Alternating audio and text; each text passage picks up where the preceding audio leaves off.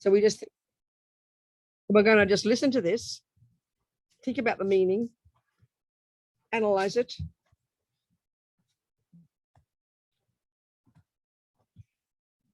internalize. There's three kinds of wisdom. There's the wisdom of listening, wisdom of thinking about it, and the wisdom of kind of experiencing it, the wisdom of meditation. There's three different levels. So we know ourselves, even as you listen, pennies drop, don't they? So we're going to listen so we can take some tools from this information. So we can, you got a different keyboard from me. What kind of computer is this? What's a Dell? I thought I was working on a Mac. I got a shock. It's like going, it looks just the same. How peculiar. Where's the volume? Just to make it the higher volume. Okay. For them, let's just see it. Where's your button? Goodness gracious. Do you want to be able to hear them? No, I think we're okay. You can hear me all okay, aren't you? We're fine. Thank you. Okay. Yes, all right. We're good. Thank you. Good. Okay. So we're going to talk more about how the mind works. This very specific approach the Buddhist view has, which often for us Buddhists we don't study because we're so used to sort of using the materialist views of the mind and the psychological views that we learn every day and everybody believes in and buys into. But this is a very specific view, When we start to hear it and apply it, that's when we can really see how we can make changes in our mind, The workshop is in the mind. It's a really good way to put it. Slama Zopa said that. So we're going to listen to these teachings, think about the meaning so we can develop tools from it, so we can develop become less neurotic, less miserable, less fragile, less depressed, less anxious, more kind, more wise, more confident, more fulfilled. This is literally the point, This is the point. This is the purpose of it.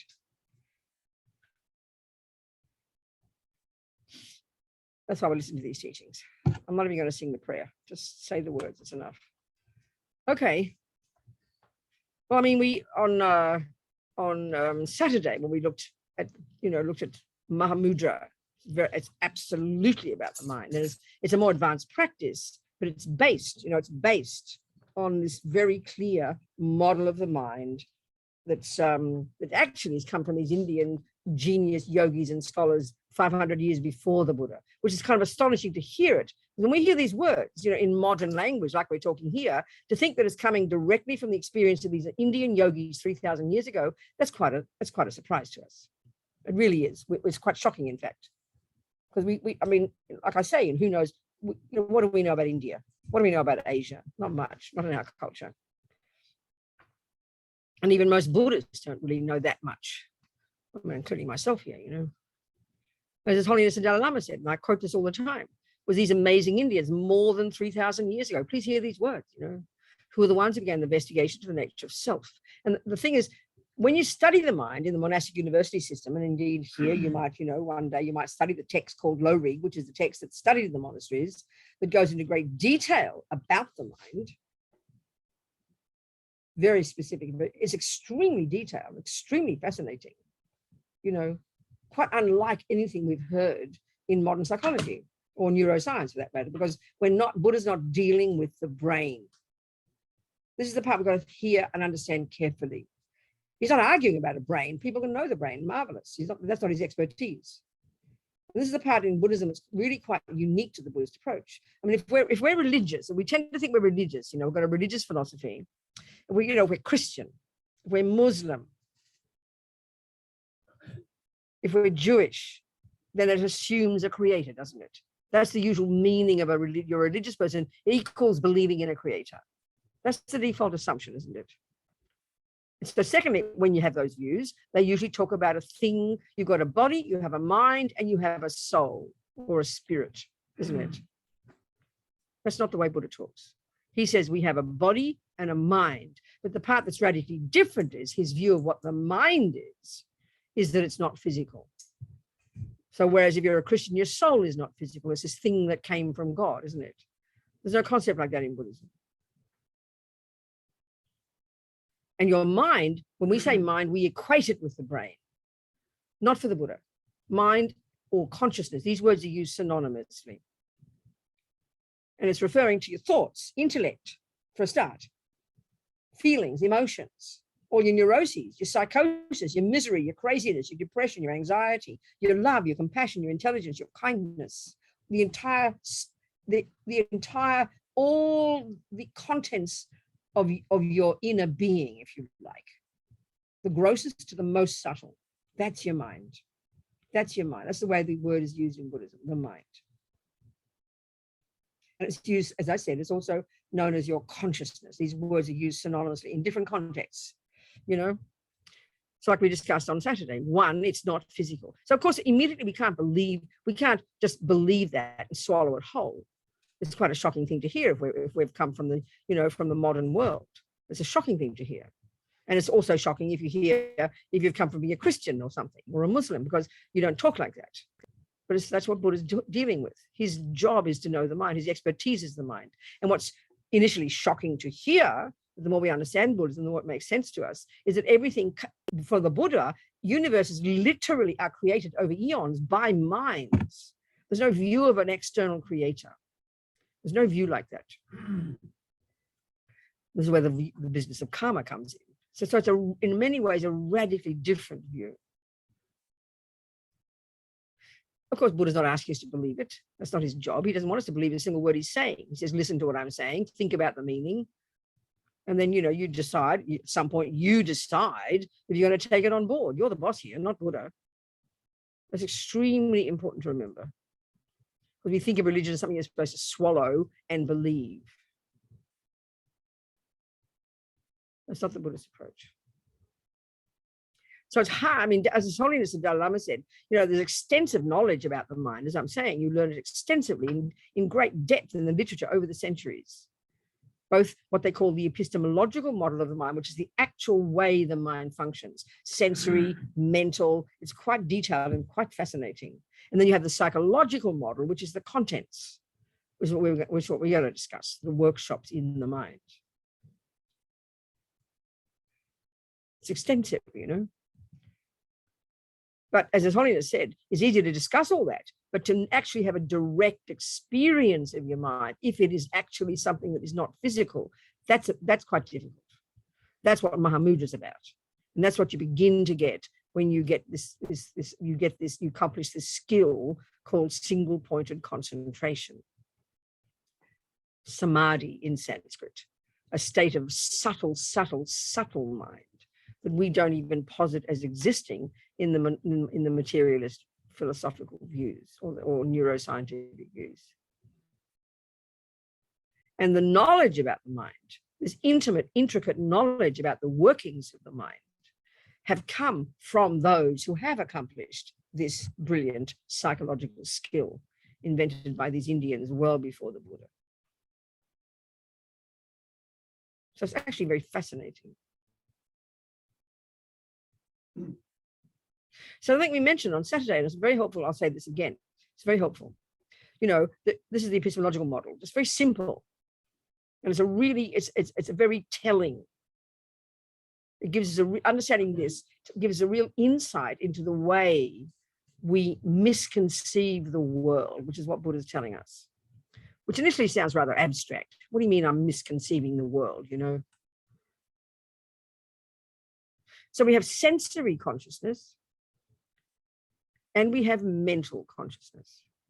So sensory, and I'm going to spell it out because mind or consciousness, remember, are necessarily not physical. We're not referring to the eyeball when we say eye consciousness. We're not referring to the ear and the drum and the bits when we say ear consciousness.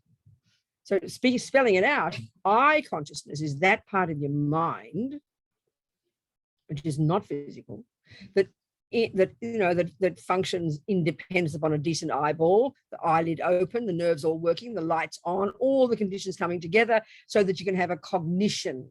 The job of our mind is to cognize or to know or to be aware. Those verbs are synonymous. It's the job of the mind.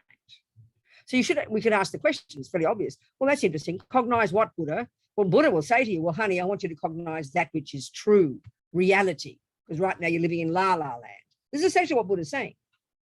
Like we said, I think on Saturday again, or maybe Sunday, this is why we're suffering. because we're misconceiving things. As Lama Zopa says, the world out there appears back to us wrongly through this is my words, through the lenses of parts of our mind that cause things to appear wrongly. It's a very fascinating concept. But when we understand this, we understand Buddhism. We'll understand what Buddha is saying. So the sensory consciousness, as Lama Yeshe says, we make the body the boss. And as far as the materialist world is concerned, we are only a body. Is it not true? We are only the body. We don't, by definition, the physical, not by definition, but actually the materialist philosophical model of the universe does not posit anything not physical. We know that. And that's why it's so fascinating these days, all the discussions. I mean, with His Holiness and all the scientists over the last 30, 40 years have been incredible. Insight is coming, and many of the modern people questioning our assumptions now about actually what consciousness is, from these marvelous conversations, and much of this stuff is published. I remember this book when I was working on Lama Zopa's book, How to Face Death Without Fear. And when I was doing that book, just looking at all the tech, editing that book of Lama Zopa's, at the same time, I read this book by an American medical journalist called Nick Teresi. I always give a little marketing shout out to this book. I don't know if it helps people. Maybe people buy it. It's called The Undead, and it's not about zombies. He's a medical journalist. He's a very funny fellow, and it's his findings from all his research mainly in the States, specifically related to the profession in the medical, the business of giving organs once you've died. So now big problems with it, he said. People, like, for example, we know over centuries in all cultures, people report coming back to life, isn't it? But if you don't, but if you're brain dead, it's too hard to handle. So we put it in the too hard basket, don't we? But now it's becoming a problem. People, you're ready to cut out their liver and you've got a customer lined up and the wretched person comes back to life. How inconvenient. I mean, it's even I heard in England, they put a bell in your coffin so you can politely ring the bell. Excuse me, I'm still alive. I mean, I wouldn't like to happen to become alive in your coffin when you're buried in the ground. It'd be pretty horrible, wouldn't it? Anyways, it's not an uncommon experience in all the cultures. Now it's becoming an obstacle. Or, for example, a really fascinating thing in this book, he himself is an atheist, but he's a very funny fellow. He's done lots of research. And he had one entire chapter of the reason there's a problem. He said, because, of course, as we know, if you know about this business, they keep you breathing, they keep you plugged in, and you keep being warm and toasty, your heart beats and your lungs work, and you look like a nice, healthy person, although technically they call you dead because you're brain dead, but they're keeping you what they call alive. Well, the Buddhist approach is you are alive, because, I think, this is definitely to understand the death process. We've got this is the Vajrayana model. We've got gross consciousness, which is a sensory. And when that ceases at the death process, about the 4th stage of the 8 stages of death, that's when you stop breathing. And that's when we think we're ready for the body bag. But from the Buddhist perspective, especially this is particularly the Vajrayana, you won't get this in the Zen centers. There's different models, Your subtle consciousness is now functioning. That's the same as your dream mind. But there's no sign of the brain has stopped, because that's gross consciousness. That's gross, related to the gross consciousness. Yes, your heart has stopped beating. So there's no evidence of the presence of mind in the way we tend to understand it. So they keep you breathing, but of course you are alive. And in this book of Lama Zopa's, there's a whole series of chapters. It's all of advice about how to help your loved ones. The weeks and months before they die, the weeks before, the days before, the hours before, at the time the breath stops, and the days after the breath stops. It's a manual, And so all the chapters, what to do if your loved one dies at home, what to do if your loved one dies in a hospital, what to do if your loved one dies suddenly, what to do if your loved one gives their organs. And it's quite a problem, it's quite a problem, because in this particular book, he had a whole chapter reporting people who report out of body experiences, or sometimes they call near-death experiences. That's one lot, when you sort of go through the process of death, and it's described just like that in Buddhism, but then you don't finish and you come back again, you're not dead yet. Or literally what they call out-of-body experiences. Many people have this. So many people all over the world, the experience of like you're floating above your body, People who have traumatic experiences often feel that experience. I mean, there's a woman I know in Australia who was sexually abused brutally as a child. But I mean, I don't want to go into detail. It's so horrible. And she would just leave her body every day, every time, and floating up in the sky in the clouds, watching this little body being abused, you know. Or people in the operating table. So we had a whole bunch of experiences of people who have been anesthetized. So that in the sense, using this model, their gross consciousness has ceased forcefully. You can't, you know, they're going to be able to cut them open and the person doesn't wake up because they've been anesthetized. So that's their gross consciousness ceased. But their subtle consciousness from the Buddhist perspective, that's still there. And many people report floating above their body. Now, technically, you're not floating above your body. That's just the experience. If your mind has not left the body, but the experience as if you are above your body. This is the Buddhist way. And they see exactly what's going on and they report their experiences. Well, as this guy who's writing the book said, most people don't believe them. They're cynical about it, you know. But he joked about this one particular woman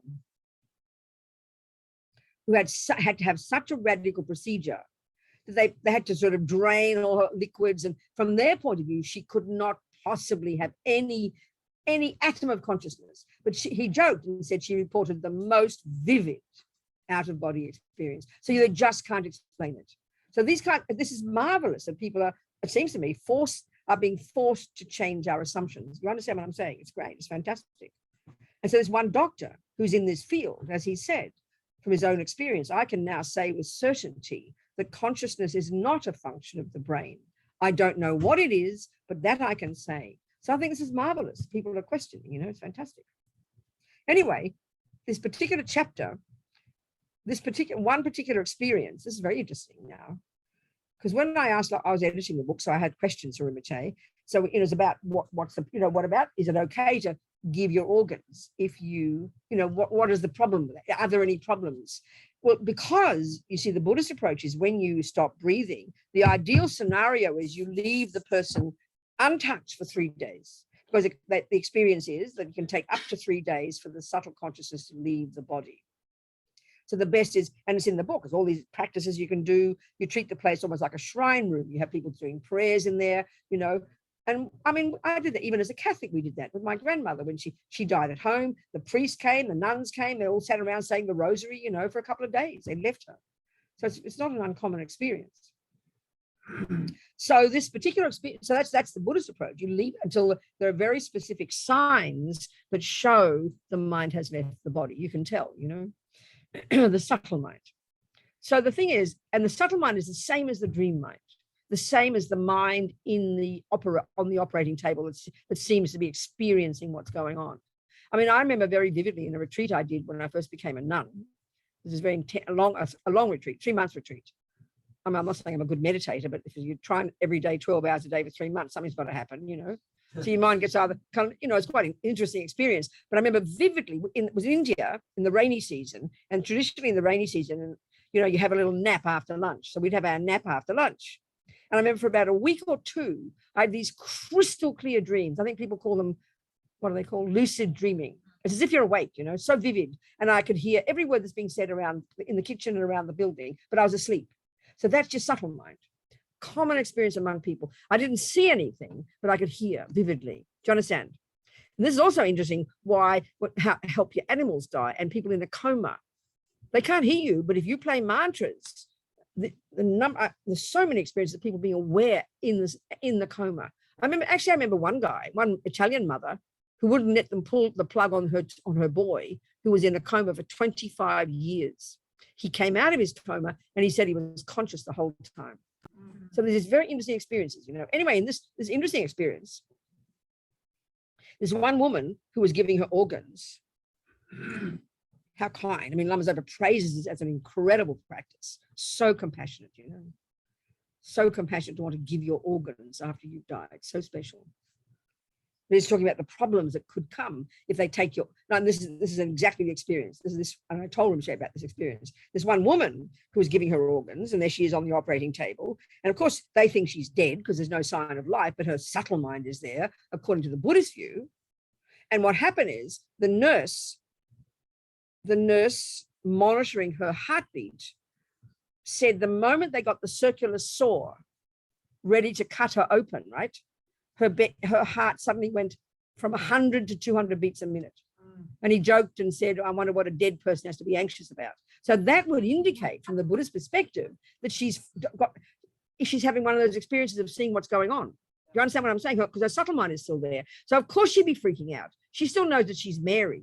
And suddenly she doesn't know that she's dead. She doesn't know that she stopped breathing. Do you understand my point? She just, as though she's observing them about to cut her open. Of course your heart will go to 200 beats a minute. You have a panic attack, wouldn't you? Well, that would not be cool to die like that.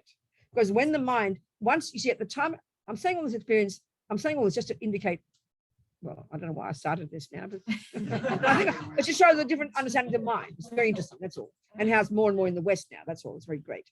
Just to finish this particular story. There might be problems with organ donation. Pardon? You said there might be problems with organ donation. Yeah, this is exactly right. Because in this case, this woman's a perfect example. There she is, so compassionate giving her organs. So what happens in the death process, as you start the death process, I think we discussed this on Saturday, I can't remember. You go through these stages of the ear consciousness goes, the eye consciousness goes, the parts of you deconstruct. But before you stop breathing is about the time that the karmic seed that will determine your future life is triggered. And the crucial thing is when a person's dying, the main thing is to help them die, to be virtuous, to be hearing prayers and mantras, and to be peaceful. Because when the mind is peaceful, a positive karmic seed can be triggered. So as Ramashay said, her motivation would have been so pure, so much compassion, and that would have triggered a virtuous karmic seed that determined already her future life. But there she is on the operating table, and there she is freaking out. It can reverse the karma. That's the difficult part. You might die peacefully and a virtuous karmic seed has been triggered. It hasn't yet ripened because you're still in your body, but suddenly it can all change because you freak out. And that's why it's so important not to disturb the person for that 3 days, because that can change their karma, So that's the kind of problem. That was the point. So it's just showing the Buddhist view of mind being more subtle, and how interestingly these days, more and more people are beginning to, this is why the Dalai Lama's had such a powerful effect on people. He's bringing this knowledge, this incredible knowledge, this body of knowledge to the modern world. And all the modern scientists are always so blown out when they meet him, because they're not aware of this knowledge. It's been around for several thousand years, So it's very fascinating. Anyway, let's just discuss back to my point about the sensory consciousness and the mental consciousness. Well, I mentioned this many times. So the sensory consciousness is the part of your mind that functions through the medium of the eyeball, in this case, has a cognition. So then what is it that the mind cognizes? Mind always cognizes something. So anger has a certain object it cognizes, ugly person. Attachment cognizes a delicious person. Love is an empathetic thought. The senses are very limited in their capacity for cognition. And this is the point I'm getting at. If I'm like a simple example, if I'm in love with Fred or something, my boyfriend is Fred. When my eyes look at Fred, we know this experience. We live our lives like this.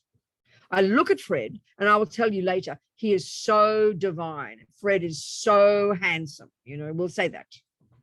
Now, ears don't cognize somebody handsome, and tactile doesn't. It's a different object. Eye consciousness, we assume I'm seeing a handsome person. But strictly speaking, eye consciousness is not capable of that. It can only cognize two things, shape and color. This is a very telling point. So then you've got to ask the question, then which part of my mind is cognizing a divine, handsome person, Well, that's your mental consciousness. That's where the workshop is. So in a millionth of a second, because of countless lifetimes of habit, this is the Buddhist view, you're totally programmed in these habits, without a blink of the eye, quicker than Google, from the moment my eyes cognize that shape and color, the moment my eyes cognize this shape and color, I'll see computer. We're so quick at it. We can do it instantaneously. We're able to recognize 1,000 things in this room. One, your eye consciousness sees shape, color over there. Next millisecond, mental consciousness calls it yellow.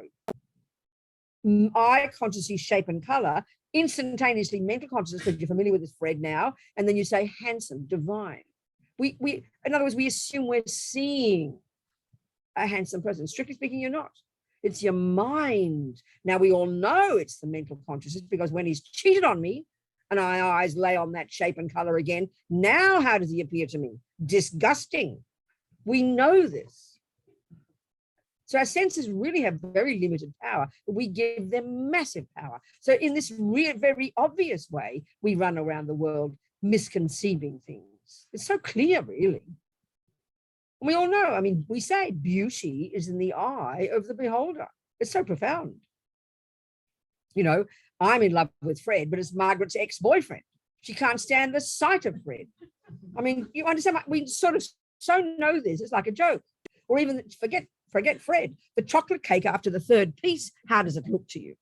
The same color, the same shape, it hasn't turned into a pink round shape, but 3 pieces later, and the eyes look at that shape and color, what arises in the mental consciousness, ugh, how disgusting, I'd vomit if I ate it. It's so obvious. This is not the eyes seeing something different. This is really so telling, you know. We know all this, but we just don't join the dots. This is exactly the Buddhist point, that in the mental consciousness, it's basically a bunch of opinions, you know. Beautiful, divine, ugly, this, fat, thin, yellow, blue. And this is the interesting point, putting it this way. The Buddha is saying in this psychological model of the mind, we've got the reasonable, valid, useful states of mind. Then we have the neurotic, ridiculous, misconception, emotional, neurotic states of mind. I mean, so, you know, that is yellow is a reasonable state of mind. It's a thought, and we all tick the box and we've agreed that's called yellow. That is Fred, that's a valid statement. Fred is a man, if he assumes he's a man, I mean, it's very flexible these days, you know, then that's a valid statement. But Fred is divine, it's a bit exaggerated, isn't it? Margaret doesn't agree. She thinks he's a creep. She gives her logic, I give my logic, it means we have a war. Look at the world. We all believe in what we're seeing, you know. I mean, this is hardly rocket science. We know this happens, we just don't question it. So that's the Buddha's deal. We've got to look into the mind and see which are the states of mind that are making up nonsense. And these are why we suffer. It's hardly rocket science, but it's quite a revelation to hear it like this. This is exactly the Buddhist approach. So the you know, the disturbing emotions, this is the term they use in Buddhism, the disturbing emotions, they're the ones we've got to become familiar with. This is the fundamental starting point for a Buddhist, you know. And we've got to distinguish between those and the useful states of mind. We know the words: anger, attachment, jealousy, fear, anxiety, panic, low self-esteem, you know, arrogance. We know those words immediately. And we know the words love, compassion, empathy, kindness, forgiveness. It's almost corny. They're so simple. But this is the stuff of Buddhist psychology. And becoming familiar with these states of mind is what being a Buddhist is. And then what do you do with that knowledge? You start to lessen the neurotic ones and you grow the good ones. And honestly, that is the job of being a Buddhist. And what's the consequence of this? You're less neurotic, less miserable, less depressed, more kind, more loving, more wise. Wow. Is that not what we want? This is the job. Words are so simple, but it's the hardest job we'll ever do. But it's not what we think, you know. And even when we say these thoughts, I mean, this is what's interesting. They're called disturbing emotions. We understand that. You know, we look at a person angry, they're shaking. Irrational words are coming out their mouth, tears coming out of their eyes. When they're having a serious mental breakdown, you know. Definitely it's a disturbing emotion. Look at it. But what's hard to see is that disturbing emotion, which is when the body is involved, it's rooted down in being a conceptual story. It's actually thoughts. Buddha is a brilliant cognitive therapist, and I'm not joking. But because we've had these thoughts, attachment, anger, jealousy, all the rest, for so many lifetimes, Buddha says, that they're so automatic now, and they're so powerful, so driven, so spontaneous, so instinctive, that now that's why they impact upon the body. And that tragedy in our culture is we only notice them when the body's shaking. It's like, I always use the example, it's like you've never heard of car mechanics. And you only know, you're 100 miles an hour on the freeway and your wheels are falling off. You notice, wow, my wheels are falling off. What do I do? Because you've never bothered to notice. You've never known about car mechanics. You've never noticed whether the wheels are wobbled because you don't think to pay attention. And that's our tragedy in our culture. You know, we only go to the therapist when the wheels are falling off. We only go to the therapist when we want to kill our husband or kill ourselves. Because we don't notice what's happening in our mind until the body feels it. This is a huge point. So that's why it's not an easy job to notice your mind, to see the thoughts, to hear the stories they're telling. This really does take time. But this is when we really become a Buddhist, you know. Because we don't pay attention. I mean, look at it, it's obvious. From the second we wake up until the second we go to sleep, where are we paying attention? To the outside world. And that's what we think happiness is. That's what we think suffering is. So we spend all our time navigating the outside world to avoid the ugly things and get the nice things. We only notice what's going on here when it's going crazy. No wonder no wonder we have mental breakdowns.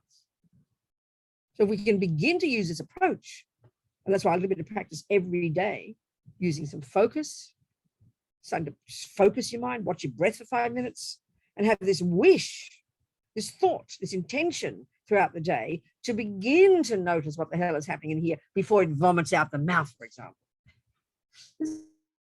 I always joke and say we probably don't go around raping and killing too many people. But look at our mouths, you know? We have no control. And we know the damage that it does. And that's why, if we look at, you know, like we discussed Saturday or Sunday, whatever, the Lam Rim, this packaging of the teachings in terms of levels of practice, the very first level of practice, don't worry about your mind yet. You know, you have to control the servants of your mind. And what's that? The body and the speech. You control the body and the speech, the ones that express what's in our mind, you know. And it sounds kind of boring. It just sounds like your mother telling you to behave nicely. We don't think that's a spiritual practice at all. It's the most profound spiritual practice. I mean, I look at families, look at organizations, Buddhist centers, the schisms, the divisions among people, not because you kill each other, speech. I mean, it's almost like a joke. We just don't think it matters. In our culture, we think, I can say what I like. We don't think of controlling your speech as being a proper practice. It sounds absurd to us. But how in the name of heaven can you notice what's deep inside here until you've controlled the servant? That already takes massive practice, massive awareness, massive intention every day, you know, to control your speech when you're in the difficult situations with the family, at work, whatever it might be, on the road, you know. But our trouble is in our world, we either think you suppress everything or you vomit it all out. We have no option. We have no third option. This is the third one. This is the Buddhist skill. You learn first to use your mind to be controlling of your body and speech. Then you use your mind to control your mind. It's serious practice, you know. When I hear about families who've got 3 divisions, you know, from schism, just talking behind bad, you know what it's like with families. I mean, I always quote our family, not that we're saints or anything. There are 7 siblings, all quite close in age, you know, all volatile, all talk fast like me, all bossy. My brother's the 7th one. Often people say, oh, you've got a brother, have you? I don't seem to mention my brother, but there are 6 sisters and a brother. But there is a boy. Anyway, we're all, you know, whatever. So we're very close in age, and we were never very rich. We were rather poor. Our mum sent us to the fanciest Catholic convent. I always joke that she still owes the bills, you know, like 60 years later. I mean, my poor mother's dead. Whatever. Anyway, she was a darling mother. But, you know, with families, you know what it's like. 7 of us, we had to share beds. They had so many kids so quickly, we had to share beds. We had to rotate, you know. And then 2 of my sisters got asthma, and I was such a mean little thing. I'd put a pillow on my sister's head so I couldn't cope with all this wheezing at night, you know. What can you do? I mean, kids, and poor little kids, right? So we're really volatile. And I was a bully, my poor sisters, you know. And then anyway, the point is that we're always friends. We were good friends. Then we eventually all led our life, you know. And we come back for Christmas. Christmas is like our Thanksgiving in Australia. And also because it's Australia, Christmas is midsummer. So we have all our school holidays then and everything. So Christmas is always a big time. And of course you'd fight, you know. But then we'd forgive each other and you'd fight again. You forgive each other. Luckily, we forgave each other. But words, as soon as they're out the mouth, you can't take them back. We know that. And then if you can forgive, that's wonderful. But this damage is done. So I think more than 20 years now, maybe 30 years by now, I think for us. No one's a Buddhist. They're not all given, they're all Catholics. We're all given up being a Catholic. All very similar, but we're all very different views about things. But I think the last 20, 30 years, there's this unspoken agreement between us now that we do not talk about each other to each other negative. We even rejoice and say good things about each other now. It's quite conscious. And when we're together, we do not talk about things we would argue about, or we used to once, you know. And the difference is incredible. And we're not saints, but the difference is remarkable. The space between us. We even have space now to rejoice and to be kind among siblings. I mean, I saw a friend of mine, when she, you know, because you know how it is with siblings sometimes. You're kind of mean to each other and don't always rejoice, and you're sort of, you know, a bit jealous and that kind of stuff. Would even praise each other, you know. I'm not trying to say we're saints, we're not. But when you make an effort not to do them, and that's just speech that I'm talking about. Really, it's a very real experience, you know. I can see in Buddhist centers, everybody means well, but you talk about behind back this person, you talk about that person. And our trouble is we believe everything we ever hear. It can be so damaging, you know. So controlling your speech is an incredible practice. And there's this wonderful meditation. Maybe we'll do it before I leave.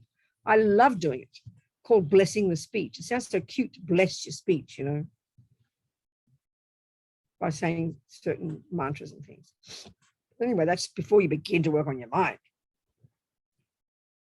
Because, you know, when we don't sort of think of it this way, but it's obvious that your speech and your body are literally the service of what's in your mind. But we just don't pay attention. We're not conscious. We're just not conscious. We're not taught to be conscious of the internal working, you know, cognitive process. More and more these days with psychotherapy, it's marvelous. Yes, it's marvelous. But this is what's interesting about the Buddhist approach. We're really doing it kind of classically. When you study Buddhist psychology, if you study modern psychology, which I haven't done, but I know lots of people who have, it's a completely different discussion, because you're discussing frameworks and contexts and families and brains and relationships. And you understand what I'm saying? But the Buddhist view, when you study the mind, you study the mind, the states of mind. Literally, it's like studying neuroscience, the precision of neuroscience, the workings of the parts of the brain. But here you're studying the workings of your mind, the cognitive process itself, which is not physical. So it's really intricate. Are you communicating with me? But look how we think about our mind, you know. I'm angry. What? And so what am I going to do? I'm going to talk to my therapist about what my mother did and what my father did. Now, I'm not complaining about this. It's a very good approach. Because in the end, if you've got a really good therapist, they're going to finally get you to know about yourself and take responsibility. So there are different methods, you know. But the classic Buddhist one, for example, when I ran the prison project, Liberation Prison Project, it was like 15 years ago, I stopped running it. I ran it for like 15 years, based in San Francisco. And we had a whole team, 9 people, full-time staff, really, you know, intense. And I'd hire anybody. I mean, I'd ex-junkies, ex-prisoners, I don't mind. I see the potential in anybody, you know, and I'd train them. And I remember this one particular woman, young woman, was cut out of her brain, you know, she was crazy, but she had a big heart. She took care of the prisoners in an amazingly good way. She was in charge of all the resources, what we call the resources, all the books and everything. And she wrote wonderful letters to the prisoners. But she was quite a berserk girl, you know, an ex-junkie. And she'd fight with people. She was incredible. And she'd come upstairs to my room and she'd be on the floor hammering on my door, screaming, you know, Sue-Ann did this to me, blah, blah, blah, like this, you know. The poor house in the center, God knows. Anyway, I loved the girl. She was good at her job. So she'd complain about what Sue-Ann did. And then Sue-Ann complained about what she did. And then Mary complained what they did. But I'd always, I would never, and maybe this would be shocking to you, I never got them to talk about each other about it. I would say, tell me your problem. And then she'd say all the things that Sue-Ann did wrong. I said, well, that's good to know. That's Sue-Ann's problem. Now tell me about your problem. She'd be a bit shocked. I just did. No, you didn't. You told me what Sue-Ann did. Now tell me what's on your mind. Is it anger? Is it jealousy? Is it resentment? Tell me the name of the state of mind that is causing you to see the thing like this. This is the Buddhist approach. It's the name of a state of mind. And I say, no matter what she does, that's her problem. Let her work on her mind. You've got to work on your mind.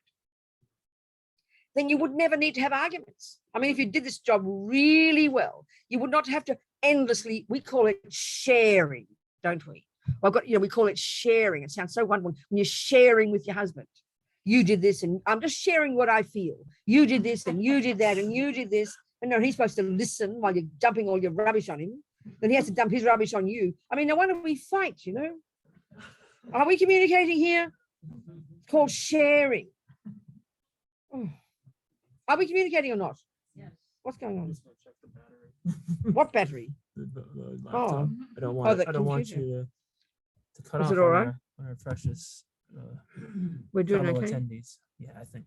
Okay, we're good. doing perfect. So this is a pretty intense approach, actually. This doesn't mean you can't talk to each other. It doesn't mean that. Please don't misunderstand me. But if we can really look into our own mind, if I'm living with Margaret right now, so Margaret annoys me. She doesn't. Let's just pretend she did. The first thing we do is you say it sweetly. Oh, I'm just joking, Margaret. But can you drink your coffee a bit less noisy, please? And because she wants to please me, oh, I'm so sorry, Robina.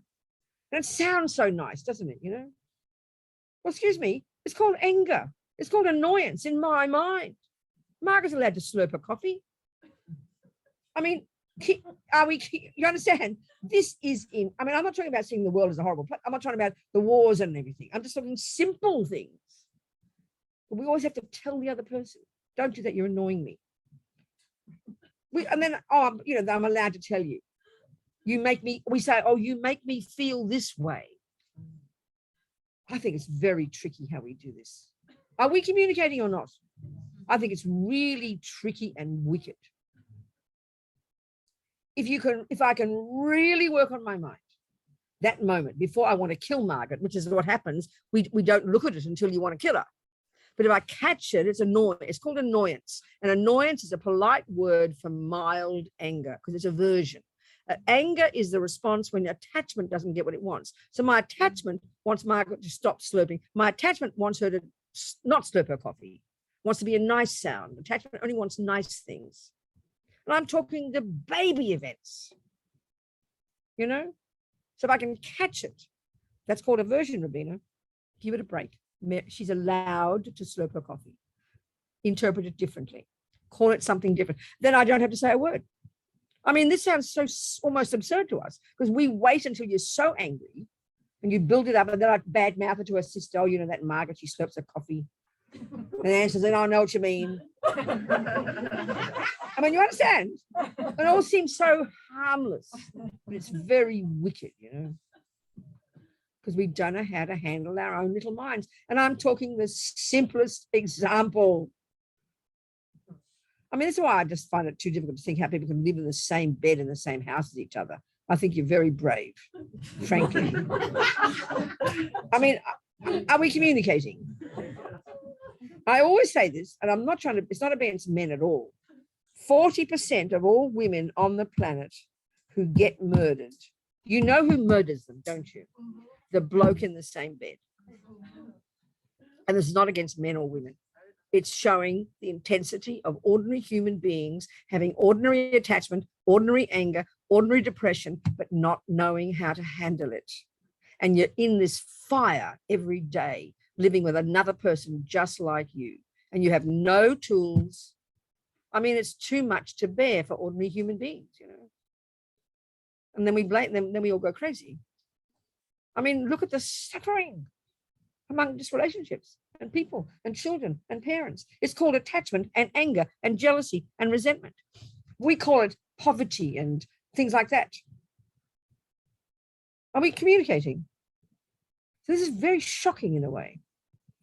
This is the Buddhist approach to the mind, but it seems so brutal. And what we try to do is, we find a reason to validate why I'm angry. You can't imagine how she slurps her coffee. I'm allowed to be angry. It's beyond normal. I'll say, So I sort of, you got to get off the hook, I'm allowed to be angry. And that's, this is not even talking about the heavy things that go on in the world. Because heavy things do go on in the world. People do terrible things to each other. We're just talking about the simplest ones. And you start there. And that's the thing about you. If you started there to say, Mary, Margaret and I are living together. And let's just say I can't handle her slurping. Let's just say I'm too fragile. I haven't worked on my mind enough. Then don't blame Margaret, but just say, Margaret, just say I'm renting a room. Just resign. Tell her I've got to go. Tell her I love her. She's a kind person. Don't say I'm leaving because you slurp your coffee. No, I leave because I can't handle her slurping.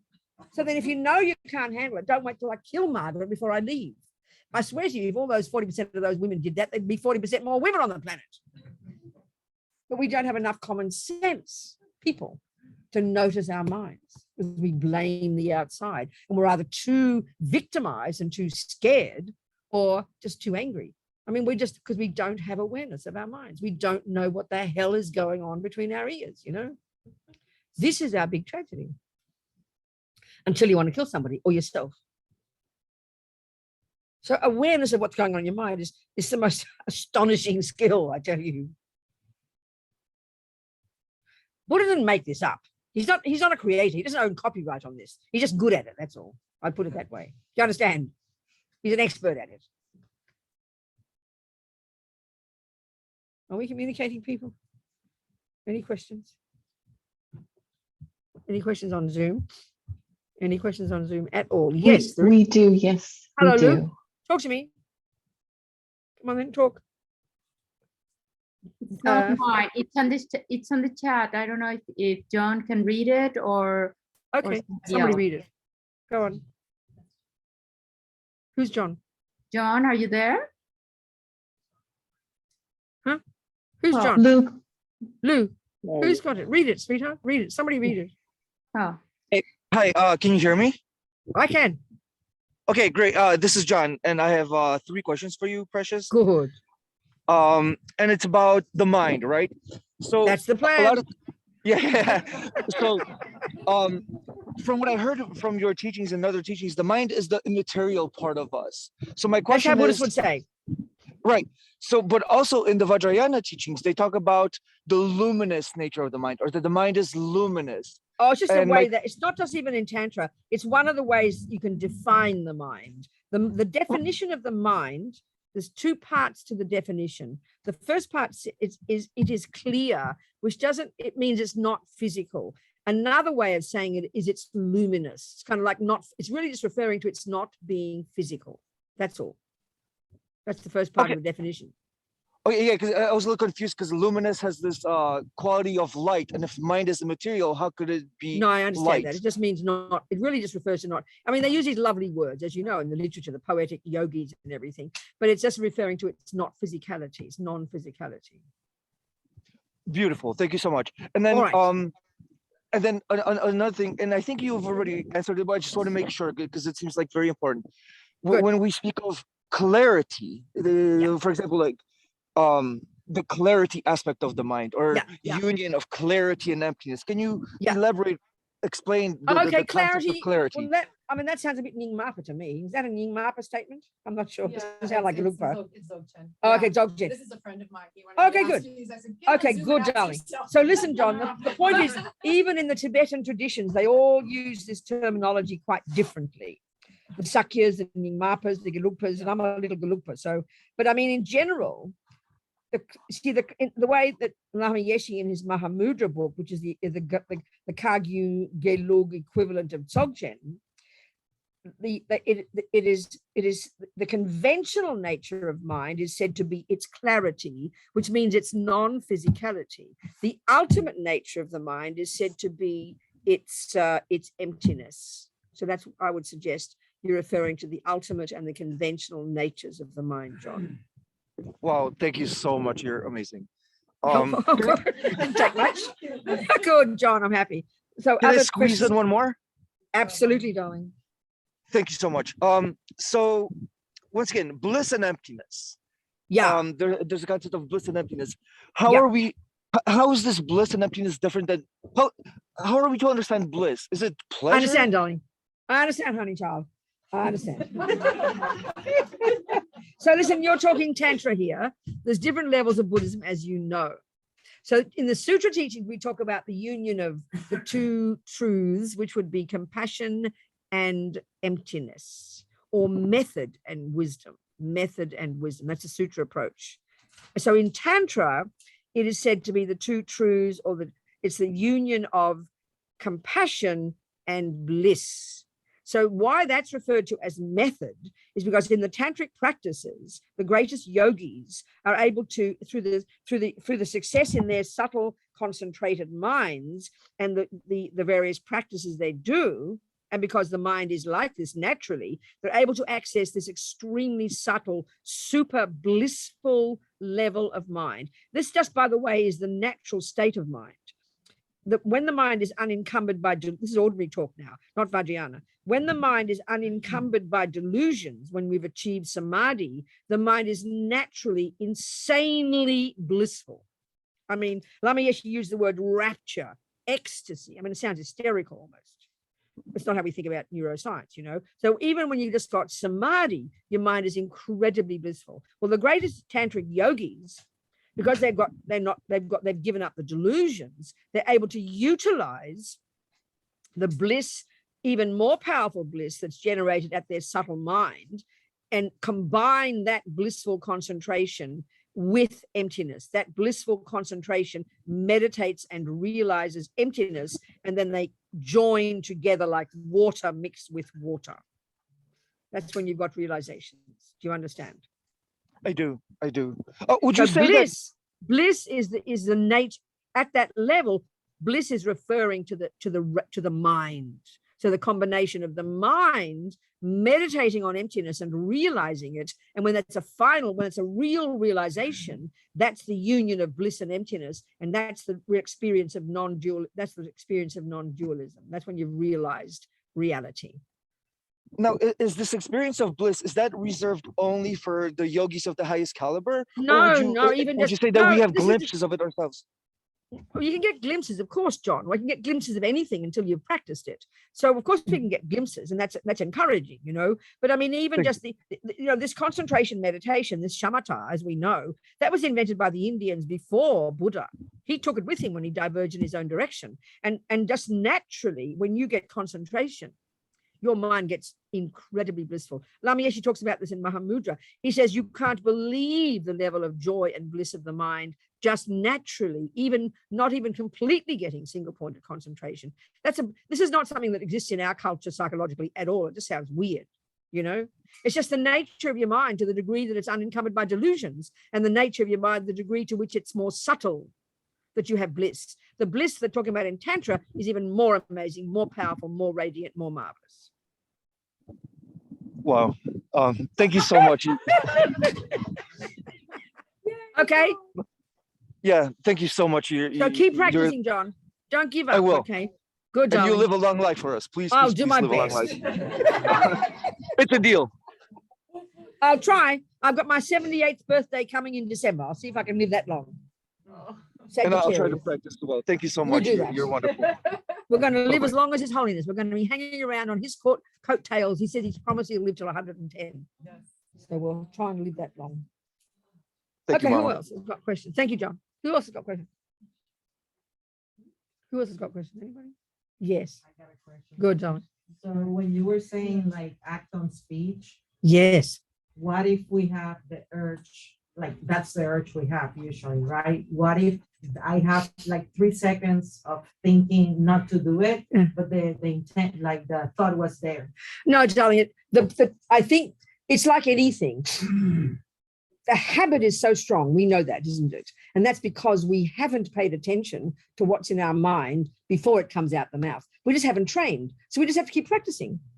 We just have to keep, But you if got to the thought's decide. there, but Pardon? you didn't say, if the thought's there. but Which you thought didn't are you talking act on about? it, Which thought are you saying? like flipping somebody out or anything, No. but I don't get to do it. But it Oh, yeah. was So in what's my the mind. question?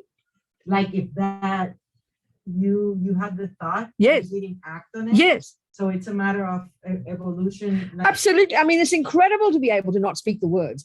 The trouble is in our culture, I think, some of us are fairly quiet and don't say bad words, but we also don't know what we're thinking. We're not conscious. And some of us don't know what we're thinking and then blurt out the words. So we've got to control the words because they hurt others, but they really hurt us. And then we slowly start to develop the ability to observe the thoughts and then learn to understand them and live with them. But we tend to think if we don't express them, we go crazy. It's not true if you're becoming conscious and you're in charge of your thoughts. So that's the right path. That's absolutely brilliant.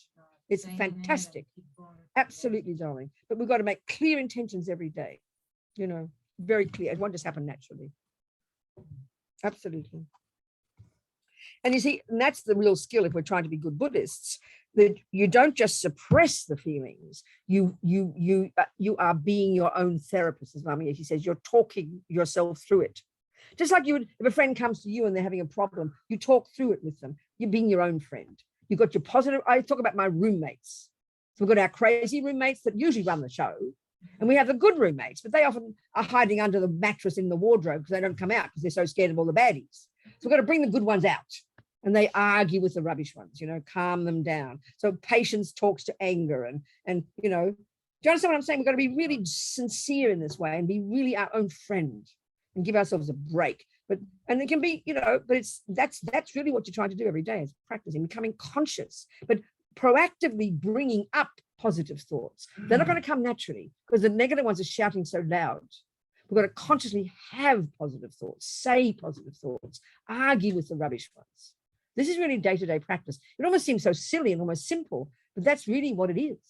Being your own therapist, as Amiyashi puts it. Do you understand? And knowing that we can do it. Knowing, because we usually give so much power to the unhappy thoughts and they loom so large. We believe they are who I am. And even if someone says good words to us, we don't believe this. So it's a real strong practice to do this. We've got to learn to bring up positive thoughts, but we're so reluctant to. It's kind of ironic. We love to say bad things about ourselves, forget about other people. We don't even know what to say that's good. We have to learn to say it. There are good things, but we're very addicted to the negative ones. Do you understand? Good. Who else? Someone else on Zoom? Go ahead, John. Huh? What happened? Nothing. That's it. What else? John has another question. Oh, Are you good, still John. here? Go for it. Go. Okay, thank you so much. I just didn't want to take up all the time. Don't you So worry. my question is about, in most of the sadhanas, there's a mantra that is used to dissolve everything into emptiness. That's Om right. Swabhava Shuddha Sarva Dharma Swabhava That's Shuddha. exactly right. So my That's question right. is, how is that done? Is that kind of like the analytical meditation where we kind of break things down into their individual parts and see how the parts are made out of parts? Not Or there. is it No, I something think else? you first say Tongpan Nidu Gyu, which is everything is empty. And then you're saying, that Om Sabhava Shuddha Sabha Dharma, saying out of emptiness, that it's part of the way you visualize. You're doing offerings, for example. I mean, this is Tantra, it's not appropriate for most people. But you've got your offerings on the altar. But the first thing you're going to do is see them as empty. So you dissolve them into empty space. And then you're saying, out of emptiness, they now manifest as those things. And you learn to do the inner offering. It's a whole particular way of doing offerings, relating it to emptiness, John. So it isn't analytical. Of course it is. It's analytical, yes. But when you know it well, it's not analytical. You just do it spontaneously. Gotcha. Perfect. Thank you so much, as always. Good, John. Well done, guy. Thank you. What else, people? What else? Come on. It's only 8 o'clock. We have a whole 30 minutes left to talk about whatever you like. I suppose I can talk about more things too. Okay. Be your own therapist. Robina, Yeah. can you, Ah, clarify that? Yes. You had said that the clarity of mind, of course, the physicality of the mind. Is the non-physicality, yes. Okay, and there was another item too that you said clarity and something else. Okay, okay. In general, it's different things, but in general, you could say one way of saying is everything, a definition, you need to define something. We're going to discuss something. We're going to find out what's real. The very first thing we have to do is define what we're talking about. We've got to be all on the same page, So what's a cup? Well, Mummy, oh, there it is, darling. That's a cup. Well, what is it? Well, she'll give you the first part of the definition, which is its conventional characteristics, a flat-bottomed clay container. The second part tells you its job. Oh, it holds my tea. That's its real meaning. So the mind, first part is its conventional characteristics. It's non-physicality. Either it's luminosity, which sounds very sweet, or it's clarity, which means non-physicality. The second part of the definition tells you its job is to cognize, cognition or awareness or know. Clear and knowing is how they make it shorthand, is the definition of mind. It's clear, meaning not physical, and its capacity, its job is to cognize. That's the second part of the definition. That's its job, its function. Do you understand? Okay. Because when you're trying to look into the reality of things, which means finally the ultimate reality as well, you've got to start looking at the conventionality. You've got to first establish what it is conventionally, a flat bottom container that holds my tea, and then we have to start looking at how it exists. And okay, this is now the topic, this is what we can discuss more, how these disturbing emotions and the neurotic states of mind, how they misconceive the cup. This is what's a bit puzzling to us. It's obvious with Fred, you know, if he's my beloved and he's doing everything my attachment wants, so he appears divine to me. And then when he cheats on me, now he looks ugly. That we can get. How, in other words, attachment, the first one, attachment is over-exaggerating his deliciousness. The fundamental function of all the neuroses, the neurotic emotions, the disturbing emotions, the delusions, the single one function that it is the problem is that they exaggerate. Attachment then exaggerates the deliciousness of something. So attachment is multifaceted. It starts with the energy of dissatisfaction from having practiced it before. It then brings hankering and the emotional hunger. It then brings manipulation and controlling. But when it comes to the job of finally getting that cake, you feel dissatisfied. What am I going to have? Oh, I'm going to have a cake. Then you manipulate to get it. And then in your mind, it's exaggerating the deliciousness of the cake. And then it's exaggerating it makes it look more delicious than it really is. And you exaggerate its function in making you happy. That's why we get disappointed, because it's not a possibility. What we think cake can do for us and how cake appears to us literally is not true. So that's an obvious lie.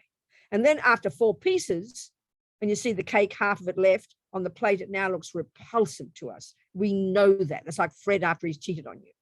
He looks disgusting. That's anger now in the mind, aversion. So aversion exaggerates the ugliness of the cake. It's so clear. Now, more subtle lies, more subtle misconceptions. One, for example, a misconception, or even attachment on this one. Attachment's a good example. You know, if Fred has given me this cup, even though I don't much like the dragons, I'll still think it looks gorgeous because Fred gave it to me, isn't it? I'm attached to it. So attachment to the cup makes it look more delicious than it is. We really do know this. We just don't call it this. So attachment is exaggerating it. Now, of course, suddenly I realize Fred gave it to me again. He's left me. I'm going to chuck it out with Fred. It goes in the bin, doesn't it? It looks disgusting to me now. We know this, you know, but more subtle mistakes are, for example, one of the big mistakes that our mind makes, the Buddha calls it, one of his first teachings is that we grasp at it as permanent. Now, we don't, this is a mistake that we don't think we make. This is too subtle. Why do we think it's permanent? Because we're so attached to it, I can't bear the thought of its breaking. So I will believe it won't break. If I'm in love with Fred, I'm totally attached to Fred, then I believe, I'll say, I always quote, no, I shouldn't talk bad about it because I'm not talking bad about her. Nicole Kidman, when she was with Tom Cruise, I always quote this. And if Nicole's listening, I love you, Nicole. It was such a perfect example. I read an interview in Vanity Fair with her when she was with Tom. She said, we will be together until we're 80. It's not because it's personal, but this is exactly how we feel. Think about this when you're in love with somebody. Because he's so divine, everything felt so perfect, and there's nothing wrong with that. We all want happiness. But what attachment is doing is over-exaggerating it. And then because we can't bear the thought of not having Tom, we literally believe it will last till we're 80. Think about this. So is that attachment to the emotion? No, much more than that. No, darling. No, much more than that. You're attached to the idea of Fred. You're in love with, and this is Tom, let's say. totally attached to that relationship and that person. Yeah. So because you can't stand the thought of it stopping, you believe it's permanent. Because it's too painful to think, even just your cup that you're attached to, you can't bear not to have it. So we then put another lie on top of it that it won't break. Are you seeing my point? We all do that. This is a really deep lie we put.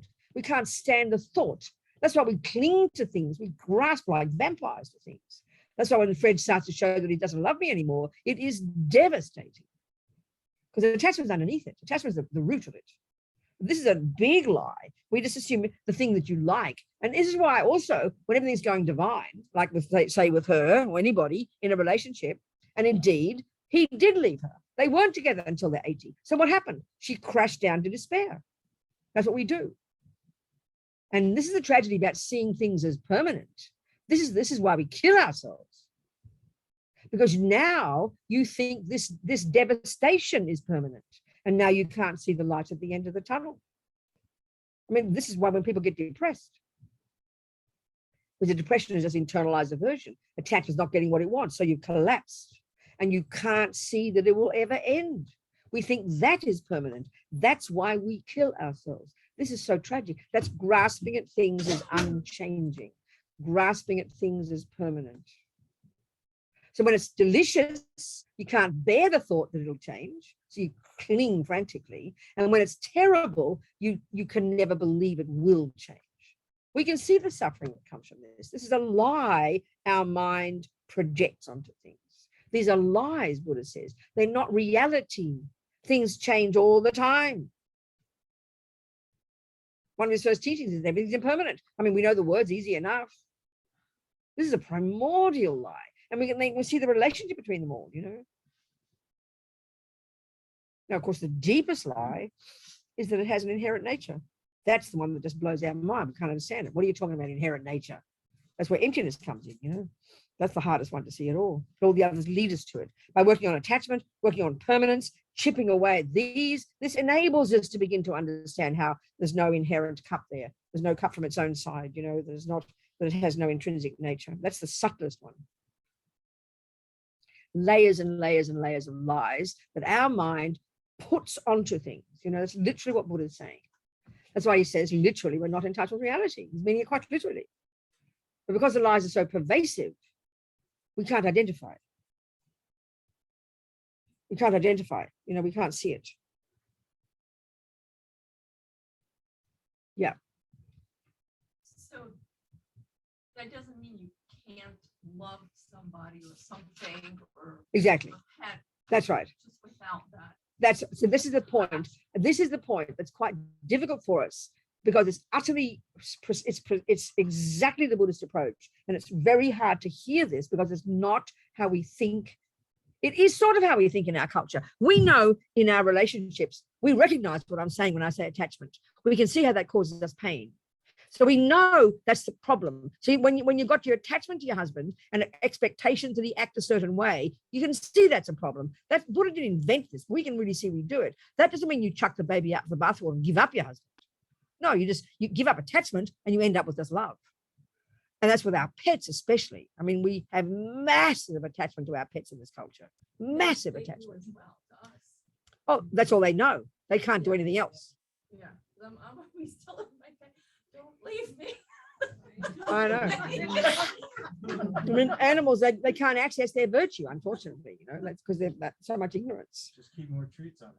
There you go. That's right. Exactly. I know. Or stop feeding them, see how long they And there's so much attachment. But I mean, that's the way you can use it, like with your dog. I was talking to Margaret, you know, like if you're trying to help your doggy, like your doggy's dying and old, if you, instead of just going and getting your dog whacked at the vet, sorry, vet's not trying to be rude or anything, you because your doggy loves you so much and attached to you, just by keeping it safe, it relies on you totally. So you can let it hear mantras, you can get maybe, it can, and your dog will feel secure because it loves you and trusts you. So you use that attachment for your little doggy.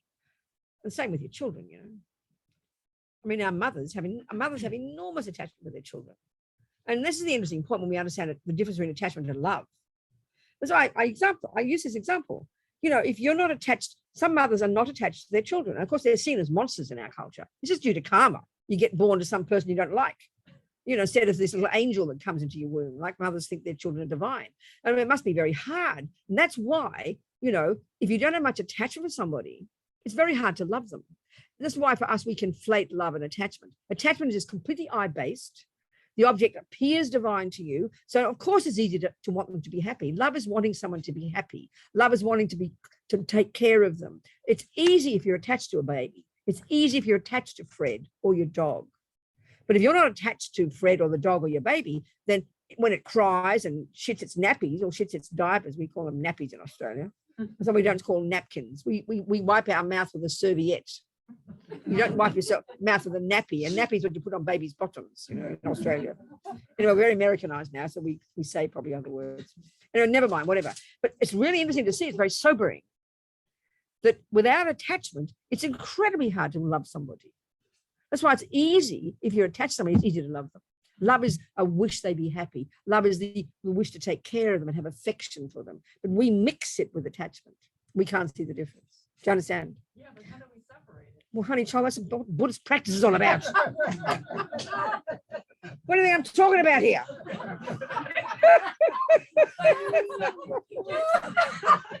Honey child, this is the job to do. I'm trying to talk about it so you can recognize it and then to be your own I therapist. have a harder time with my pet than I do with a human. Oh, God almighty, you people are crazy. You know, many people now, you're all good little Buddhists. I'll say, well, come on the pilgrimage with me to India. Oh, no, I've got a pet. I can't. So you sacrifice your life for one dog. I mean, excuse me, I better be careful. Margaret's got a big fat dog that she adores. I mean, we just got to be, anyway, I mean, attachment's a problem. We can see it and it binds us. It binds us. It paralyzes us. So, I mean, we just, it's really, it's just, we can see it. It's okay. We can see it. Anyway, what else, people? Other questions? Yes, go. So within that, like a lot of the times the attachment comes and you're getting something out of it, right? You think that it's the basis of Happiness. you want the other person to truly be happy, but usually it's in the spectrum of what's going to create your own happiness out of their. Well, if it's mainly coming from attachment, it's guaranteed it's self-centered. Right. That's So, right. so a lot of the relationships, some of them are struggling with me right now, that when you release the attachment, you release the expectations. Mhm. Then you also diminish or release consistency, right? Because people like to have their relationships based on consistency. You mean knowing- if you start behaving differently to your girlfriend or whatever, she'll start having a panic attack. Yeah. Right. Or That's you right. just in your relationships in general, like, No, it's true. you know, they're like, wait a minute, you were supposed to do this because 9 out of 10 times you did that. I'm attached to the way you're going to be because that fulfills me in a certain way. No, of course. But if I want to live a life of letting things unfold and not being so attached to my own expectations or outcomes, so that I Okay. can respond accordingly in the moment and be present with it. No, it's true. But also, I think we can get a bit tricky. Put it this way. If you are really learning to give up attachment, then if you're doing it properly, you'll become more loving and more consistent and more kind and more forgiving and more patient and more reliable. Not less.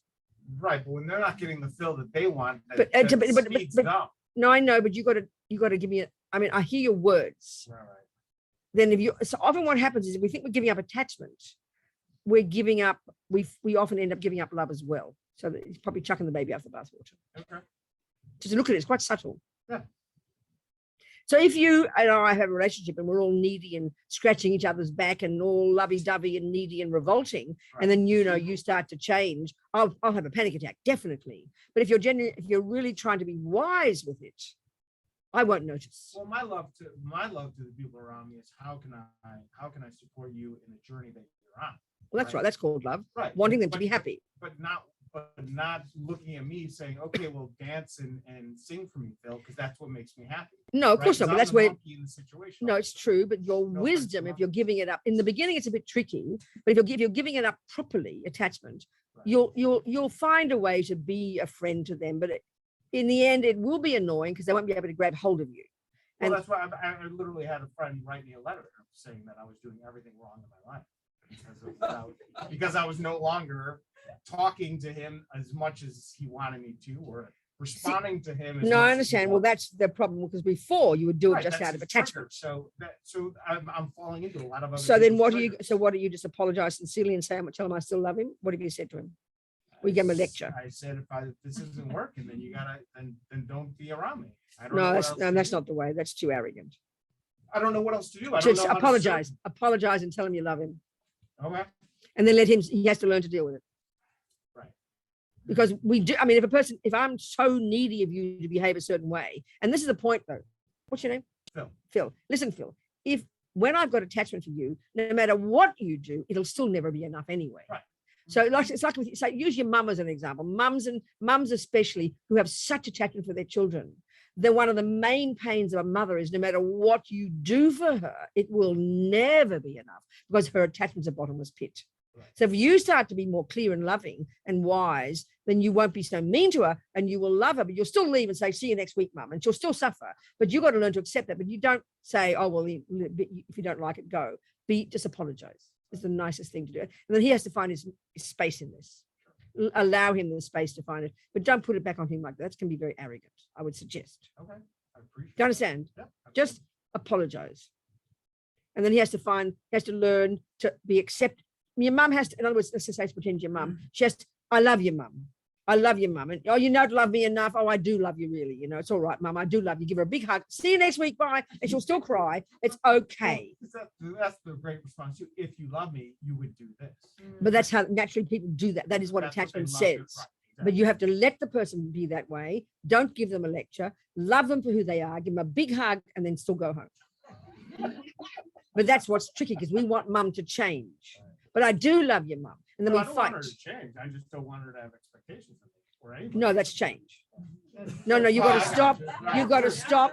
No, you could argue now that your attachment is to her giving up attachment to you. Right, right. Yeah, you've got to accept that that's how she is. Sure. That's part of the process of you. If you're really giving up attachment, Yeah.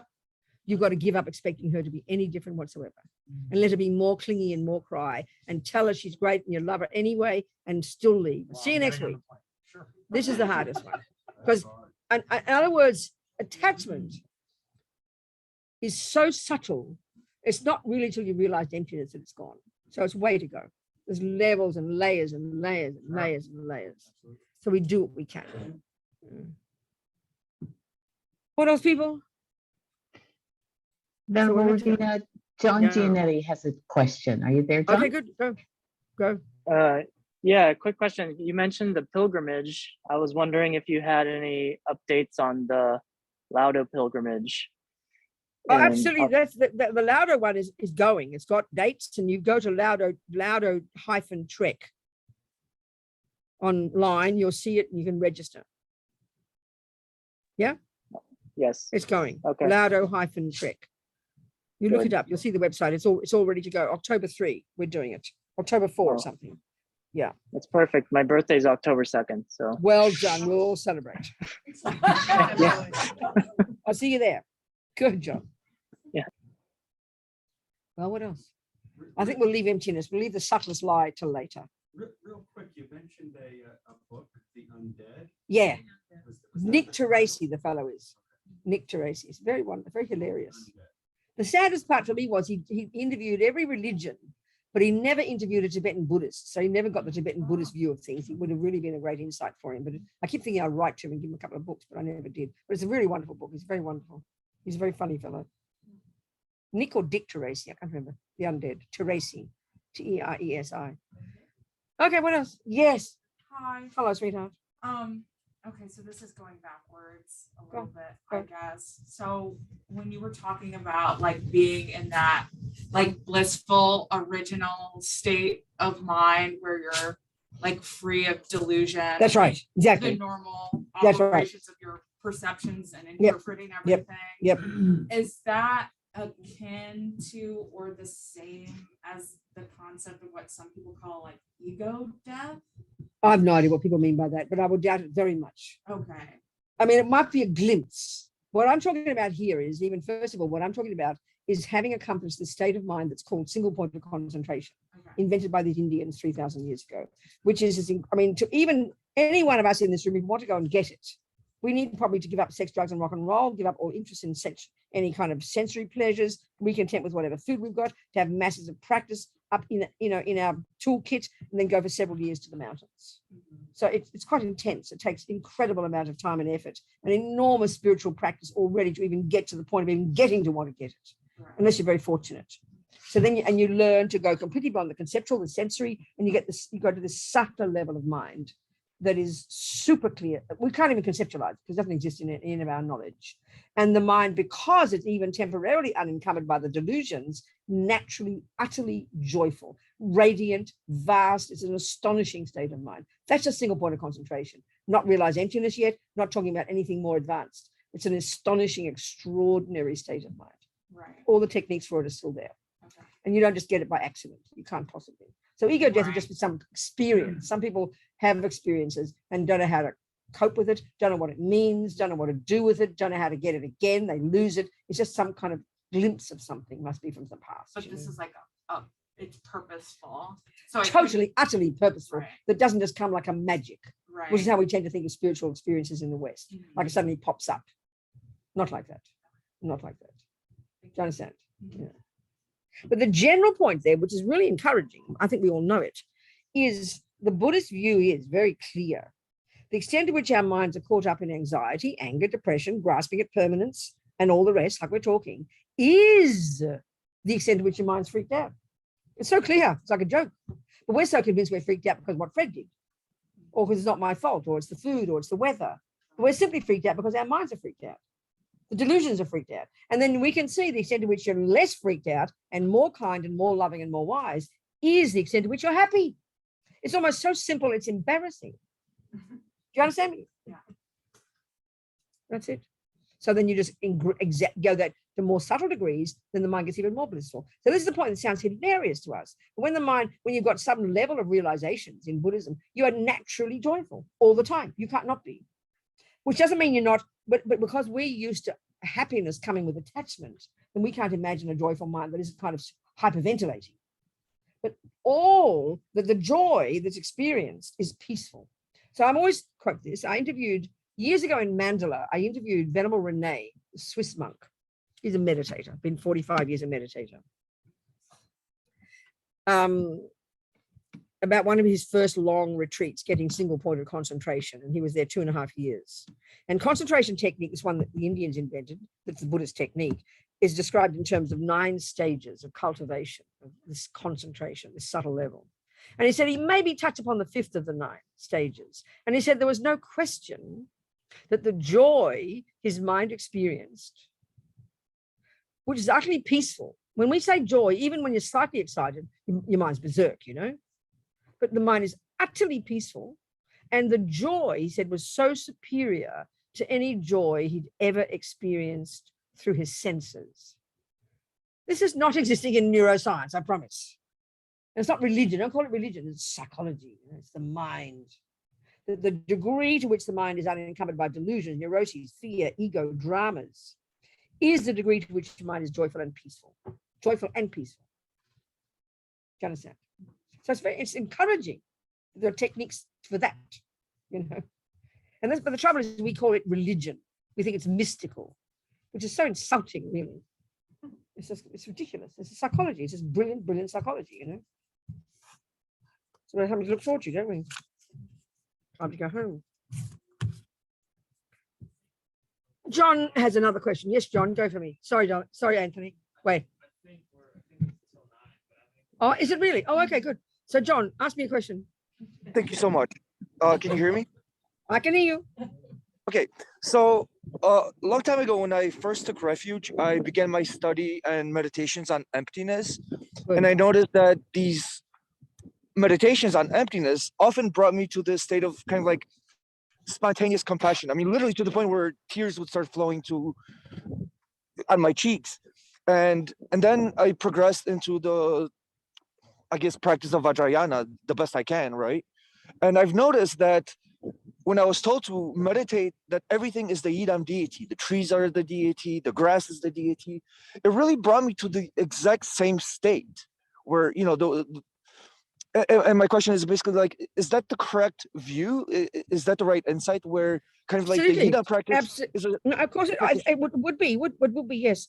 You know, His Holiness, I watched, Margaret and I yesterday watched an 8-minute little clip of His Holiness talking in a very simple, humble way, never mentioned deity yoga or anything like that, not like this, or even about we need to combine, this is the two wings of the bird, you know, wisdom and compassion. So the wisdom wing is the work of lessening the delusions, lessening attachment, lessening anger, and then eventually getting some realization of emptiness, which cuts your own neuroses, which cuts your neuroses. It cuts the fear, it cuts the rubbish, it brings joy. And then naturally, and that's the wisdom wing, and then naturally it causes you to feel connected to others. And then you add to that the active cultivation of compassion and bodhicitta. And then, of course, there'll be absolute total union with every being in the universe, as well as being blissful, of course. yeah, wonderful. It's the combination of emptiness and compassion, absolutely. So basically the Yidam practice, it's kind of like a shortcut, or it's Well, kind of like I a would say cheat. the Yidam practice, the Yidam one is, of course, it's a more sophisticated practice, and it's a more powerful practice, but it's all rooted in these earlier teachings of wisdom, compassion. Of course it is. And when you know, obviously there's some karma you've got with these practices. That's why you have these experiences, John. So that's good. Be delighted and keep practicing. But I mean, the Yidam practice is, of course, it's the bliss, the compassion, and the emptiness all together. You know, of course it is. It's extraordinary. So you're very fortunate to have a connection with these practices. So you keep your devotion, you keep your practice, and you keep doing your prostrations to keep yourself humble. Yes, ma'am. Will do. Thank you so Yes. much. Are we communicating? Absolutely, 100%. I'm glad. Well done, John. Thank you, ma'am. Good, darling. Yes. Question. What to do when people that you love are not getting along? Oh, I know, darling. It's so tragic, isn't it? I know, exactly. This is it's the same answer. When we give up attachment, you see, attachment in us is this junkie that wants everything to be lovely. So there's you Phil's giving up attachment, but he still damn well wants these people to give up attachment as well. You understand? We're all like that. So the answer is they are fighting. It's heartbreaking, and you have compassion. But what causes you suffering is not your compassion. What causes you suffering is not their fighting.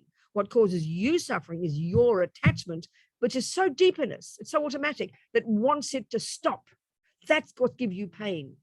And then when we can't do anything to fix it, we become hopeless, you know. So the only way to alleviate your own suffering is just keep seeing it's your own attachment and your own aversion. And the more you work on your mind, the more you understand karma, the more you have compassion, the less painful it will be for you. And then if there is something you will do, you'll be able to do it. But you'll love them for who they are too. And you intervene if it's appropriate, but you won't intervene if it's not appropriate. You won't stick your nose in. Attachment sticks its nose into everybody else's business. You understand? It's not easy work. It's just not easy work. But we have to be clear about what the work is. Do you understand? What else, people? Anthony, you had your hand up. You didn't. No, you just telling me we got till 9. Just absorbing all the information. Okay. We don't have to go till 9. If we have time, you said we were going to wait on emptiness. So if this is, but Well, I mean, we could talk about emptiness. Now we're talking about wrong views. Why not? Go on. What's your question? So in the spiritual world, I hear a lot of times people using empty of inherent nature to justify a lot, like I think it's called spiritual bypassing or spiritual I materialism. don't know what those words mean. I have no idea. I don't either. That's why. So what's the question then? Because I So hear what's a the lot of question, people darling? talking. And Well, I I've don't never heard that. understand So what's the question? I don't understand the question. Just so people will say, well, it's all empty anyway. So Oh, I see. No, stop you right know there. what I mean? Stop right Like, there. Stop right it there. doesn't have inherent existence. So So I stop can right just there. like- I understand you. And that's complete misconception. That's how we think of emptiness. As soon as we hear everything is empty, we go, oh, well, therefore it doesn't matter. And that's nihilism. That's falling into the abyss of the great mistake, as Tsongkhapa puts it. That's the main mistake we make when we hear the word emptiness. It's just the biggest mistake. It's the main misunderstanding in all the literature about people who are trying to understand. It's just the biggest mistake. So this is where it's difficult. Of course it's difficult. So start the conversation and we'll continue it throughout the week. So this is why, certainly the Tsongkhapa's approach, because all the different approaches, different traditions have different way of talking, as we know. But Tsongkhapa's approach is the best way to talk about the ultimate way things exist. The shorthand is emptiness, is to see it in relation to the conventional way things exist, the shorthand of which is dependent arising. The king of logics to prove emptiness, as Lamiesi says, is dependent arising. Buddha's main teaching. There's one marvelous poetic text of Tsongkhapa that he praises Buddha for his marvelous teachings about dependent arising. So, okay.